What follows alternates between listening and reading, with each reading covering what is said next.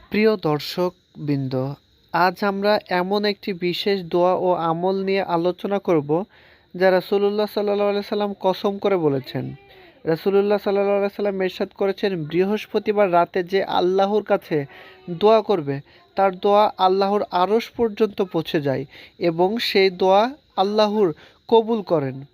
তাই প্রিয় ভাই ও বোনেরা, বৃহস্পতিবার রাতে নামাজ আদায় শেষে অথবা একান্ত মুহূর্তে এই বিশেষ বাক্যটি পড়ে দোয়া করুন।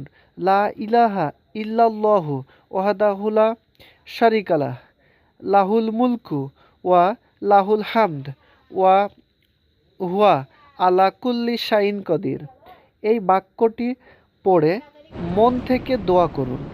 আপনার চাওয়া, আপনার কষ্ট, আপনার আশা সব কিছু আল্লাহর কাছে পেশ করুন।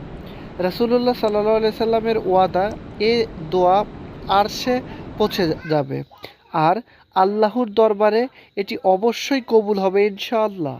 প্রিয় দর্শক, আসুন আমরা প্রত্যেক বৃহস্পতিবার রাতে এই সুন্নাহ আমলটি নিয়মিত করি আর জীবনে প্রতিটি চাওয়া আল্লাহর কাছে